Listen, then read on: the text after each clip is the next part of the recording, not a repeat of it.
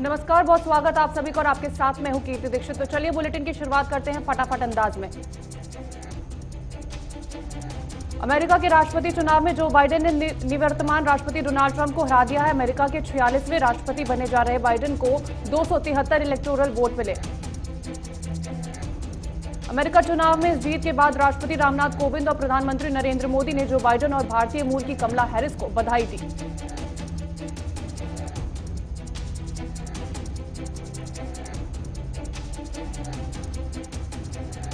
राष्ट्रपति ने अपने ट्वीट में बाइडेन के सफल कार्यकाल की कामना करते हुए उम्मीद जताई है और उनके लिए उनके कार्यकाल में भारत और अमेरिका के संबंध और मजबूत होंगे।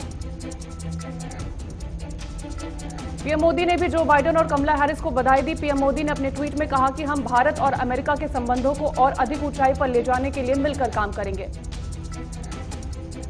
एक अन्य ट्वीट में पीएम मोदी ने कहा कि कमला हैरिस की सफलता सभी भारतीय अमेरिकियों के लिए गौरव की बात है। कांग्रेस अध्यक्ष सोनिया गांधी, राहुल गांधी, शशि थरूर, आदित्य ठाकरे, महबूबा मुफ्ती और अन्य नेताओं ने भी बाइडेन और कमला हैरिस को बधाई दी। कमला हैरिस की जीत के बाद तमिलनाडु में उनके पैतृक गांव में स्थानीय लोगों की ओर से जश्न मनाया गया। इस दौरान लोगों ने आतिशबाजी कर खुशी जाहिर की।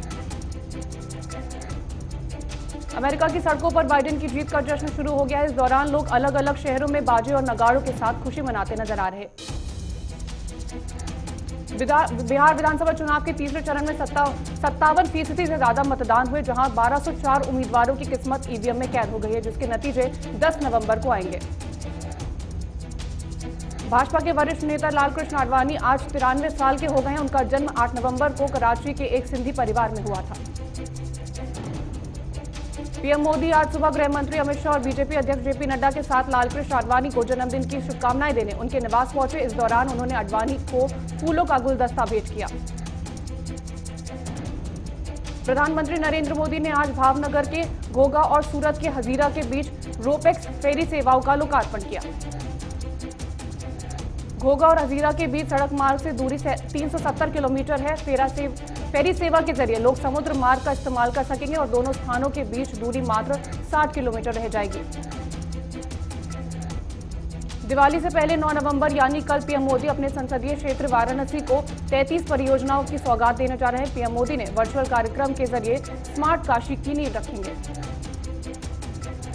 इस दौरान पीएम मोदी के शहर के सभी वार्डों के पुनर्विकास की योजना का शिलान्यास करेंगे। शहर में 128 करोड़ की लागत से 3000 एडवांस सर्विलांस कैमरे लगाने की भी योजना का शिलान्यास पीएम मोदी द्वारा किया जाएगा।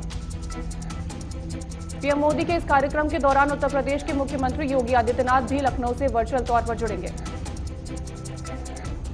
उत्तर प्रदेश, गुजरात और मध्य प्रदेश में हुए उपचुनावों में एग्जिट पोल के परिणामों के मुताबिक यूपी के चुनावी सेमीफाइनल में बीजेपी बाजी मारती नजर आ रही है। एग्जिट पोल के आंकड़ों के मुताबिक यूपी के 7 विधानसभा सीटों में से बीजेपी को 5 से 6 सीटों पर जीत हासिल हो सकती है। वहीं दूसरी ओर समाजवादी पार्टी को 1 से 2 विधानसभा सीट पर जीत हासिल कर सकती है।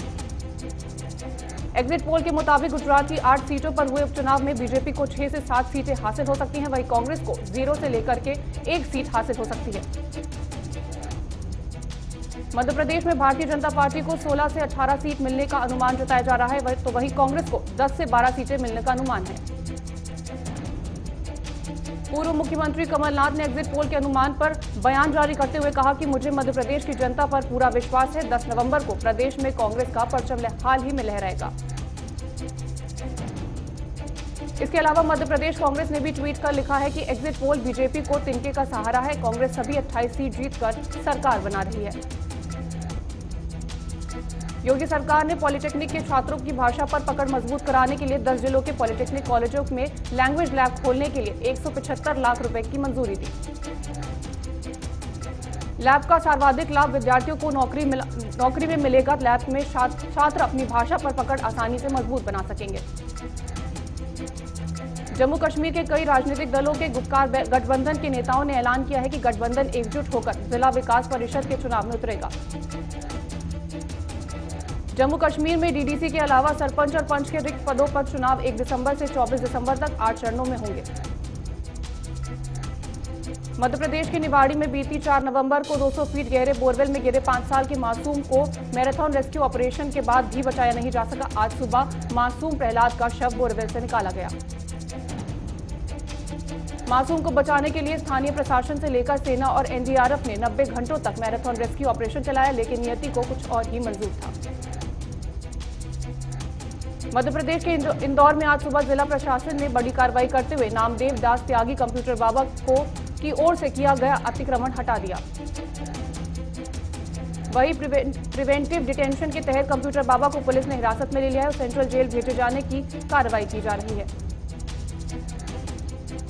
यूपी सरकार ने निजी मेडिकल और डेंटल कॉलेजों की फीस तय कर दी है। पिछले सत्र की तुलना में फीस 10 से 20% तक वृद्धि हुई है।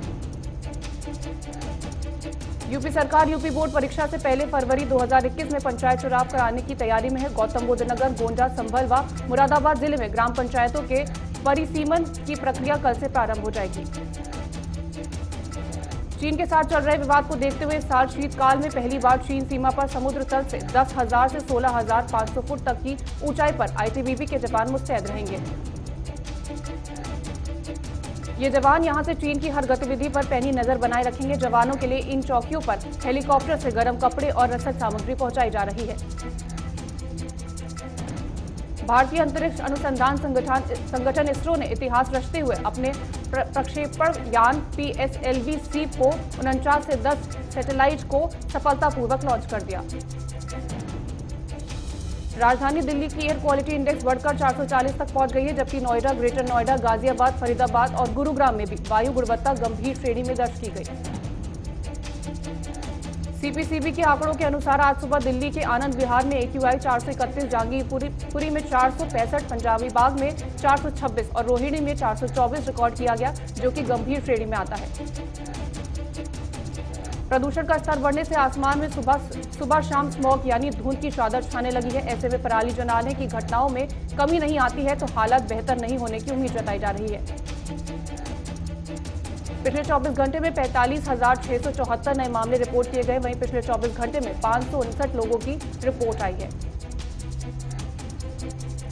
देश में वायरस से संक्रमित होने वाले कुल मरीजों की संख्या 85,07,754 हो गई है। वहीं देश में कोरोना वायरस से अब तक कुल 1,26,121 लोगों ने जान गंवाई है। सोलन में मंत्री सुरेश भारद्वाज ने integrated housing slum development program के तहत बनाए गए 4 आवासीय फ्लैट्स का लोकार्पण किया और 48 लोगों को इन आवासों की चाबी सौंपी। जेल मंत्री रणजीत सिंह चौटाला ने राम रहीम को पैरोल पर भेजे जाने पर कहा कि बीमार मां से मिलने के लिए राम रहीम को 1 दिन की पैरोल मिली थी। जेल के नियमों के अनुसार पैरोल दी गई थी। हरियाणा के उप मुख्यमंत्री दुष्यंत चौटाला ने कहा कि अगले 10 साल में हर गांव में महिला सरपंच बननी तय है। कहा कि बिल महिलाओं में नए आत्मविश्वास का संचार करेगा। कोसली में मंडी में उठान न होने के चलते किसान परेशान है, क्योंकि अगर उठान नहीं होगा तो किसानों को पैसा भी नहीं मिलेगा। बीजापुर में पुलिस ने फायरिंग के मामले में 7 आरोपियों को गिरफ्तार कर लिया है और अन्य आरोपियों की तलाश जारी है। हमीरपुर में परिवहन सेवानिवृत्त कर्मचारी कल्याण मंच की बैठक में पेंशनर्स की समस्याओं पर चर्चा की गई। सरकार से पेंशन के स्थायी समाधान करने की गुहार मुख्यमंत्री से लगाई। कांग्रेस प्रदेश अध्यक्ष प्रीतम सिंह ने कहा कि उत्तराखंड राज्य अलग होने के साथ ही पूर्व में रही केंद्र सरकार को गैरसैंण को स्थायी राजधानी घोषित कर देनी चाहिए थी। देहरादून में युवा कांग्रेस ने जिलाधिकारी को ज्ञापन सौंपा, जिसमें भवन टैक्स लेने का विरोध किया गया। बीजापुर हुबली नेशनल हाईवे 250 पर गन्ने से भरी हुई ट्रैक्टर ट्रॉली पलट गई। हादसे में ट्रैक्टर चालक की जान बाल बाल बची। सिरमौर में कांग्रेस विधायक विनय कुमार का कहना है कि कांग्रेस का मकसद लोगों का विकास करना है और कुछ नहीं। बहादुरगढ़ में युवक की घर में घुसकर गोली मारकर हत्या कर दी गई। मोटरसाइकिल सवार 2 बदमाशों ने रात के समय वारदात को अंजाम दिया। छत्तीसगढ़ कृषि मंत्री रविंद्र चौबे ने धान खरीदी में हो रही देरी को लेकर केंद्र सरकार पर आरोप लगाया। कहा कि सरकार का रुख किसानों के खिलाफ है। फतेहगढ़ साहिब पुलिस ने बिना लाइसेंस के पटाखा स्टोर चलाने वाले 2 भाइयों को गिरफ्तार किया है और 17 बोरी पटाखे जब्त किए।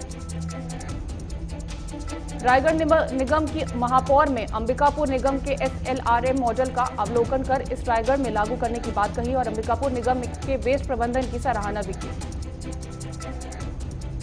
मंत्री बनवारी लाल ने रोहतक में शुगर मिल के 75वें पिराई सत्र का शुभारंभ किया। कहा कि केवल चीनी के उत्पादन से काम नहीं चलने वाला है। गोंडा में खाकी की गुंडागर्दी सामने आई है। वायरल वीडियो में पुलिस ने युवक को पीट कर लहूलुहान कर दिया।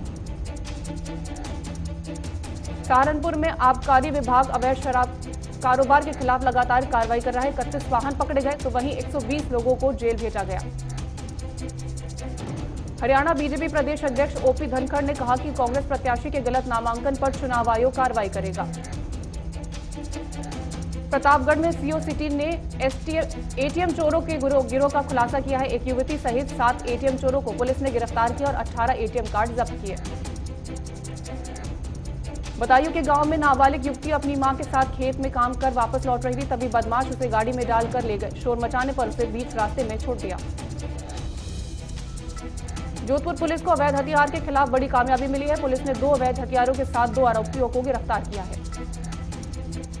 खन्ना ने अकाली दल ने प्रेस कॉन्फ्रेंस की कांग्रेस के साथ आरोपी गुरदीप राणो तस्वीर को साझा किया और मामले की जांच की मांग की।